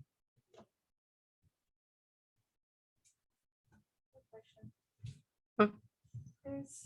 I'm just starting, but never mind. This practicing self-compassion helps us. What, darling? This practicing self-compassion. Practicing self-compassion. Yes. What's that? Tell me about that practice. Trying to let it go of attachment. Do you mind taking your mask off so I can hear you better, sweetheart? Yeah. Practicing self-compassion to help us let it go of attachment, especially about divorce. Yes, darling. Very difficult. So what are you asking me? If you're helping, if you continue trying to practice self-compassion, like trying to forgive myself or try to do activities that get my mind off. I understand, sweetheart. Okay, this is a whole different discussion. So goodbye emptiness and hello attachment again. Okay, good. Thank you. Thank you. We'll do it another day. Okay, darling, listen. This is a really hard one, darling. This is the irony of ego, that somehow we love to hate ourselves. We love to blame. So of course, when someone gives up, I mean, whether you left this person or they left you, in the end, the pain is the same. It's awful, isn't it? Or when the child gives up the parent, or when a friend gives us up, it's so painful. So darling, what this is pointing to is the deepest attachment of all.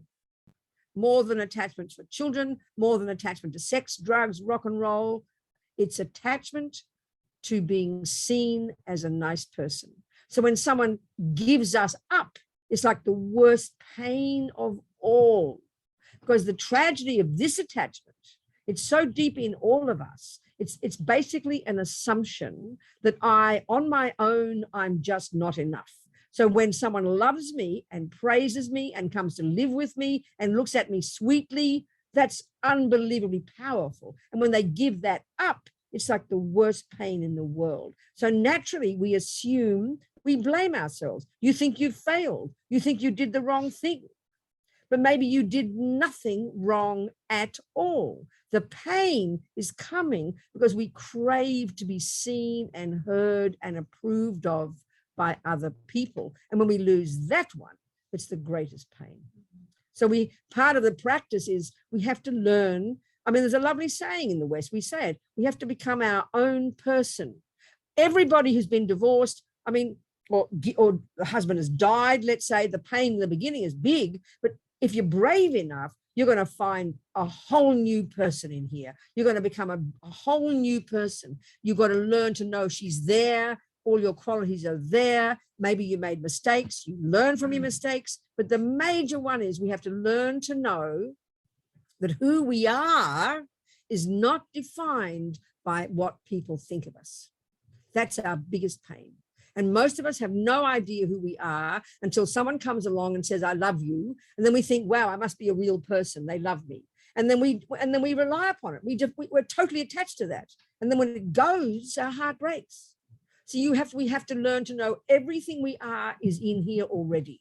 And you have to learn to grow it and become who you are. And of course, forgive yourself.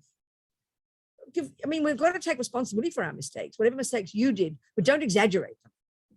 You know, it's a party of two here. You understand? Learn your mistakes. Don't exaggerate your mistakes. And then learn from them and know that your mistakes don't define you. Your good qualities do. So it's a really powerful time for you to learn to know yourself. Get good friends. Be supported. Cry. Have a little sleep. Whatever. But don't define yourself by your bad qualities. Don't define yourself by thinking you're not worthy because someone else is giving you up. This is our greatest pain, darling. Do you understand? Does it make sense? So be brave. Learn from your mistakes, but learn about your good qualities. And this other person maybe doesn't see them, but because we're so hungry for another person to see us, because we can't see ourselves, we've got to learn to see ourselves, darling. Does that make sense?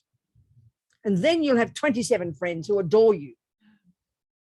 But if we're hungry to be seen by others, we just become like half a person. And this is the suffering of most of the world. It's the deepest attachment of all. Do you understand? Does it make sense? Does it? Do you do practices? Do you like some of the practices and things or not? I'm new. I got introduced to Buddhism when I was in Europe. What, sweetheart? I used to practice judo. What, darling? Martial arts, judo. What, sweetheart? Judo. Oh, okay, good, good, good. Well done, good. My instructor, he used to practice Zen Buddhism. Yeah, good. And after class or before class, he was made us meditate. Good, darling. And that's something. That's good. So you're doing this now. Well done. You keep doing. Judo's great. It'll help you become strong mentally. Good. Just keep moving, darling. Have confidence. That's the main thing. Don't give up. Okay? Good, sweetheart. Thank you. Yes. We use that same approach. So I've been interviewing for other roles of the positions for jobs. Uh-huh. And one or two I really wanted, didn't get. Okay. So I felt really rejected. That's right. Of course. Exactly. Exactly. Exactly. So it's the same thing. I was very angry at it. Yes. I was angry at myself. Of course. Because I feel like maybe I should have done a better job. No, exactly. I understand. So it's similar. It's of course it's the same. This attachment, I mean, it's like the Buddhist teachings, you know, the Buddhist starts by teaching about simple attachment. You know, attachment to sex, drugs, and rock and roll. That's easy to identify. This one is much more subtle. They don't even talk about it until later on in the Bodhisattva path. It's really quite subtle. It's a subtler level of attachment. It's so primordial. It's since we're born, we've got it. Since we're born, since we're tiny, even instinctively, we're relying upon our mother smiling at us to make us feel we did a good job. You know, it's very primordial. And I mean, we look at the way we think. We're always talking to someone else in our head, always wanting people to hear us. Even the smallest things, like you're driving in the car and a person blasts their horn at you, we feel it's like we don't even know them. We feel offended, you know, because we want to be loved all the time. This attachment, they call it attachment to reputation. It sounds so noble. It's attachment to being liked. We want everyone walking down the street. If they don't smile at us, we're offended. The person in the shop doesn't smile at us when we ask them for something, we get upset. I mean, we're craving to be seen all the time because the logic is because we don't know ourselves and don't see ourselves and don't approve of ourselves.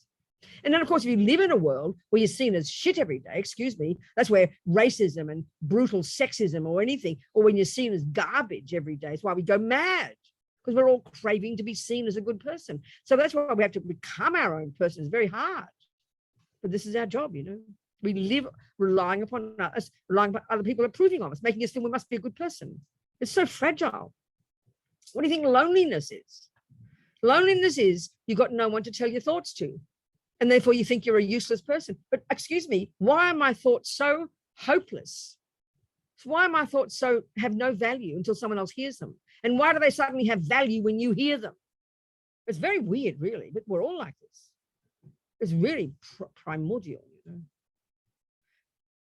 know. And the thing is, we're so also, this is what so many of us, it's this craving to be seen as a good girl prevents us from being authentic, prevents us from doing what we really want. We don't even know what we want because we're too afraid of what other people think of us. I mean, I always quote this. There's this one nurse I read about who wrote a book, who worked with the dying, and she wrote a book called The 5 Greatest Regrets of the Dying.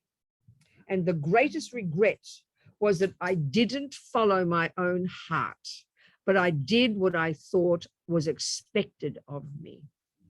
We mostly spend our lives doing this, too scared to speak our voice, too scared to speak up, too scared to say what we think, too scared to go against our parents. I mean, in some cultures where it's so heavy, where you'd considered evil if you didn't do what your mother wanted. We're just bound by other people's opinions. We're just, it's a paralyzing paralyzing. So yeah, of course it's the same one. We've all got it. And it was so primordial, we just think it's normal. We don't even notice it as a problem, you know. So of course that's why it is hard. If you, let's say that's why in cultures you're part of a group that's seen as disgusting. You're the lowest in the group. Of course it's painful. Just to be seen as nobody, you know, to be seen as ugly or always criticized. I mean, it's intense. No wonder we're mentally ill. It's so hard and the reason is because we're craving to be approved of. So not being approved of is the worst pain on the planet, you know, because of course you think you're worthless.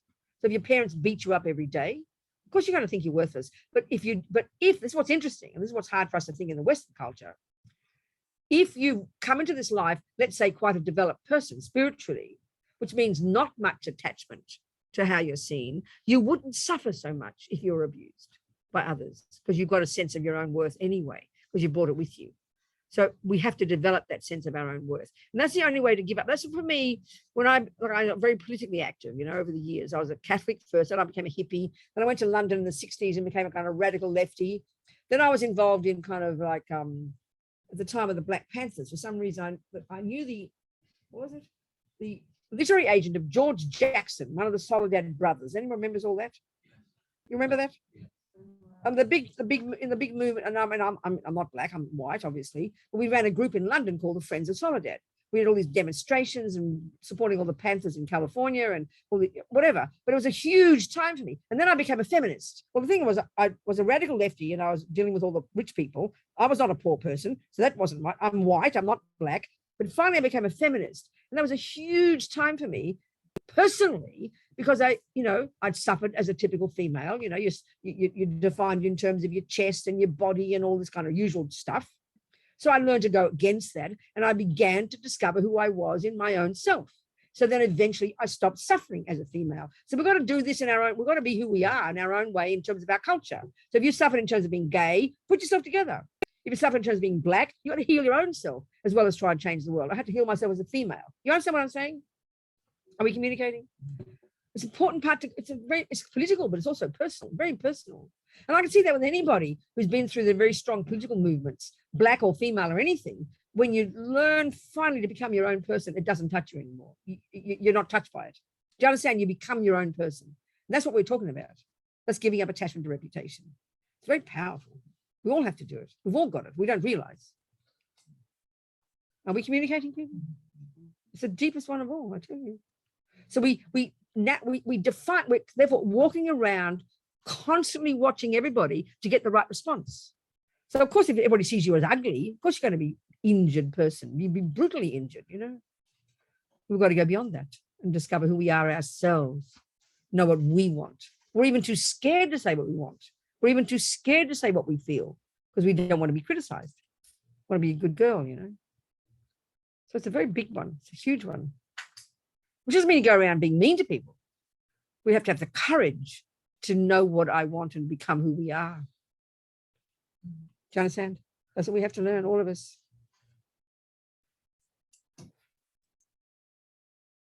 So Allure is the Soledad brothers. Nobody else? 1971, George Jackson is an amazing, charismatic guy. He wrote books. The Solid Brother. He wrote 2 books. He's very powerful, very amazing person. Right at the time of all there's a movie came out recently about the Panthers, that Panther in Chicago. What's his name? That young guy who got killed. Huh?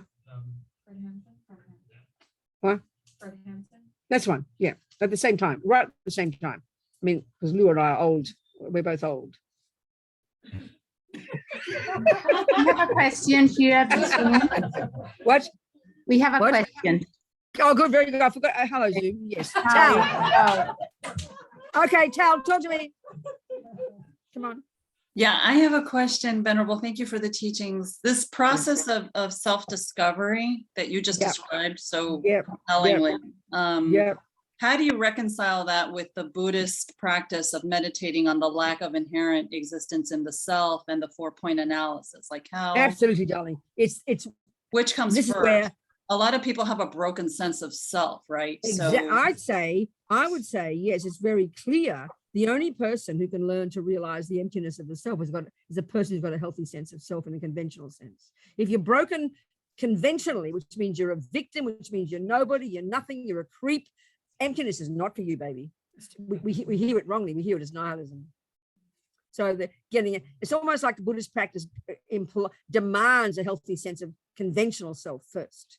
I mean, the typical sense of self we have now is attached, angry, resentful, brokenhearted. I'm nothing, I'm nobody. So that's why we've got to start healing ourselves first by giving up the neediness and becoming a proper person, doing this process. Then we can begin to understand, and the understanding of the emptiness of the inherent self would increase our self-worth, not do the opposite. That's the point.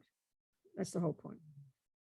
So if you've got some semblance of sanity, and in other words, an unhealthy sense of self is called attachment and anger and jealousy and depression and anxiety. That's what it means. So lessening those brings a more reasonable sense of a conventional self, which is empathetic and connected to others and more fulfilled. Then we can begin to really understand emptiness and cut the nonsense altogether. We'll talk more about it as week goes by.